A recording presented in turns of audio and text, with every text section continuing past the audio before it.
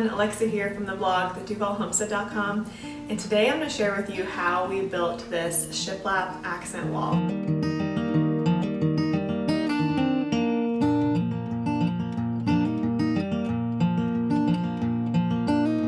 We have been wanting to do shiplap in our home for a long time now. I just think it's so beautiful with the white and the crisp boards. If you're looking to do shiplap in your home, I suggest starting with a small part of your house. We decided to start with something that was square and very kind of easy.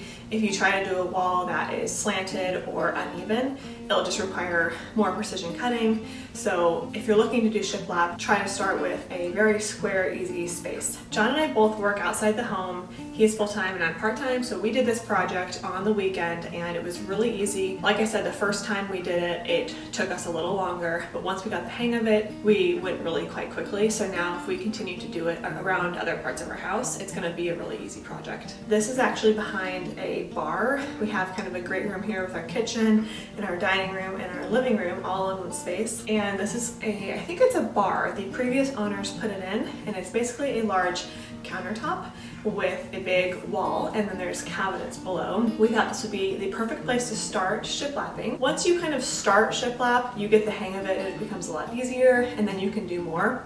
We definitely want to do more now. Once you see how it makes your room and house kind of feel bigger and brighter, we now want to do it to more parts of the house. I want to let you know I will have a printable instruction guide to how to do shiplap on the blog at the link I will leave below this video in the description box.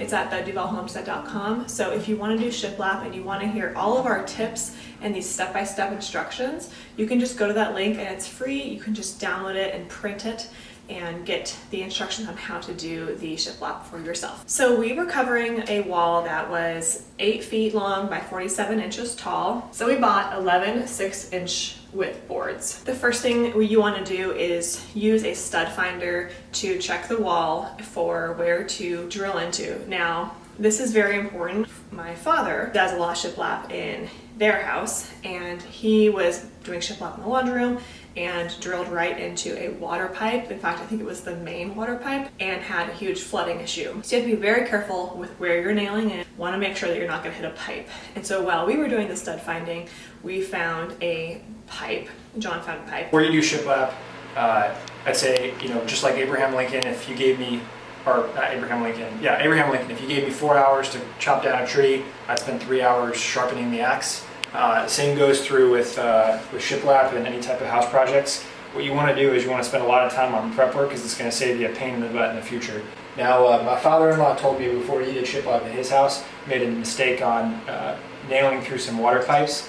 I didn't want to make the same mistake, so the reason why this is a little bit tricky is the water pipe and our heater are on the exact opposite side of this wall. It's our garage back here. So this area specifically is pretty sensitive for water pipes. So I cut 3 holes and wanted to inspect what's behind the wall. We're going to put shiplap over it anyway, so it's not a big issue. But what I found was 2 water pipes going the length of these 2 studs over here. And he decided to open up the drywall, which is something that you should do because the shiplap's going to cover the wall anyway. So you want to get behind the wall and make sure you know what's behind there, because you don't want to flood on your hands or something worse.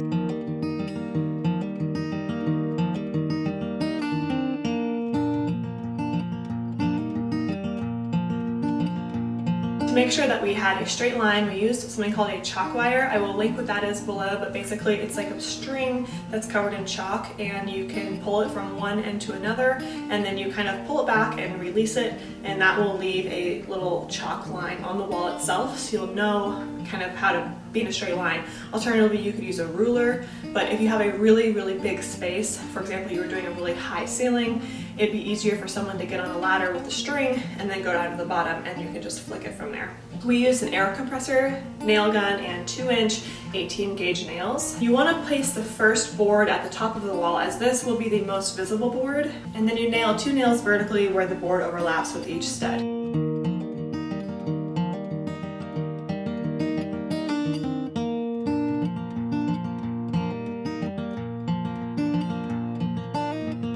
Continue this process until you reach the last board.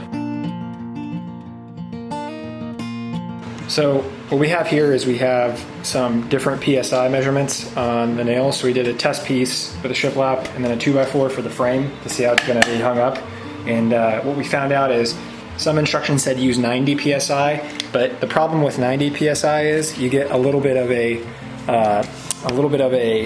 head that sticks out, and you can't put wood filler on top of that to sand it. So we increased it to 100, and you can see it's countersunk there. So what I can do now is I can put a little bit of wood filler, sand it, and then paint over it. If we do 90, you're not going to be able to do that. So we would recommend using about 100 PSI. It's 100 that we want? Yeah, okay. On your air compressor. Sounds good.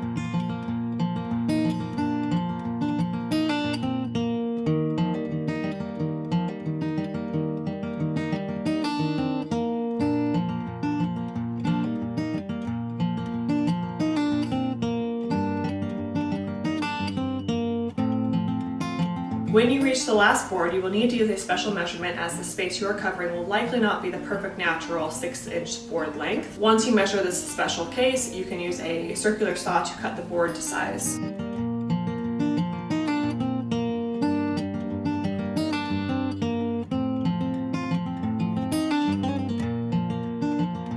you want to explain it? Yeah. This is pretty cool. Next door neighbor who taught us this. Next door neighbor taught us the V technique. If you line it up on the V, it'll always be straight. So like basically you're going to cut down the center of the into the V, yeah. Yep.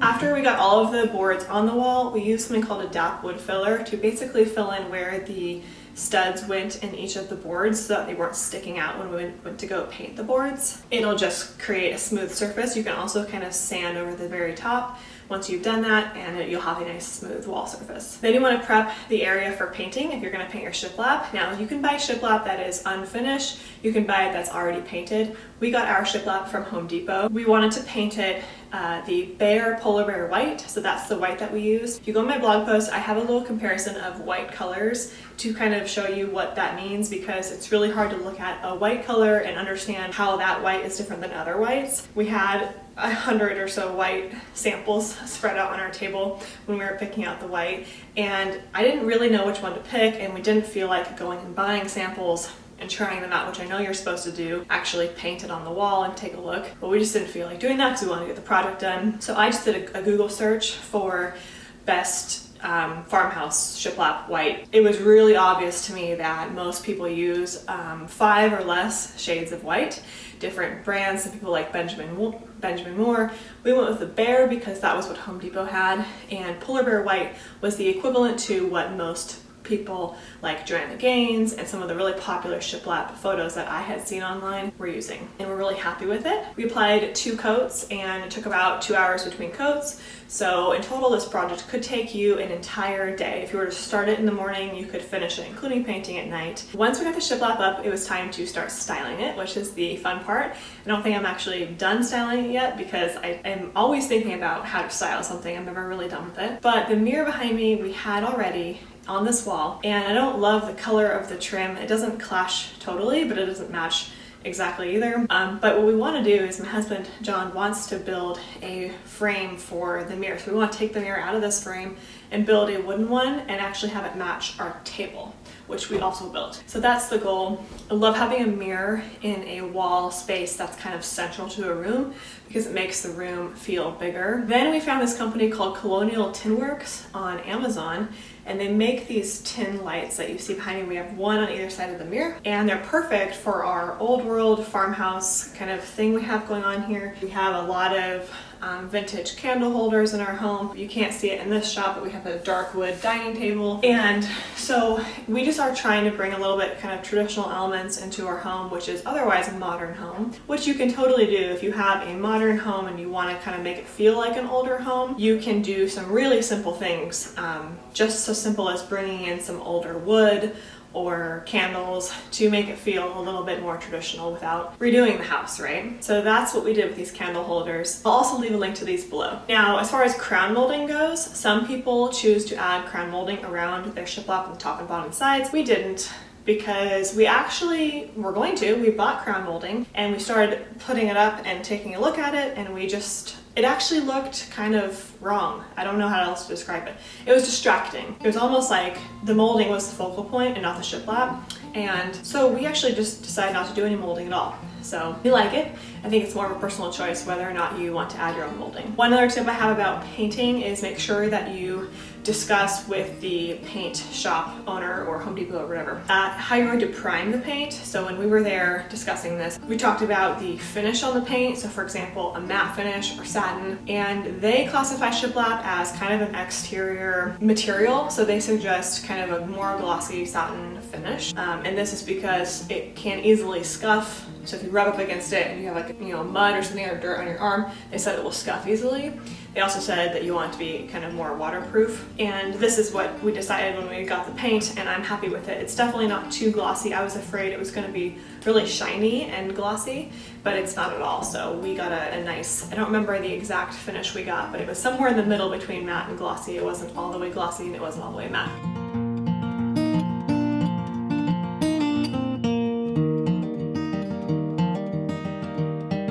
Alright, well, I hope this helps. Thank you so much for watching this video. I hope this inspires you to create some shiplap in your house, and if not, just do a small project that kind of inspires you and maybe changes your space up a little bit. I know a lot of times we live in the same house for a long time or apartment or whatever, and if you feel yourself wanting something different, it's sometimes nice to just put a little bit of time and effort into a project to freshen up the space and make it feel like new. I'll keep you updated because we might be doing more shiplap around the rest of the house. I feel like it's kind of a spiral and that we're gonna shiplap the whole house, and it might get out of control. But hopefully not, because I don't think we need to shiplap everything, but I will say I love it. So I could probably do a lot more shiplap and just keep going with it. If you are brand new to my channel, make sure you hit that subscribe button and like this video, and feel free to share it with other people you think would like it too. And don't forget to check out the blog, theduvallhomestead.com, every week, because I post new farm-to-table recipes and homemade natural living from our homestead in Duvall. Thank you so much for stopping by the Duvall Homestead.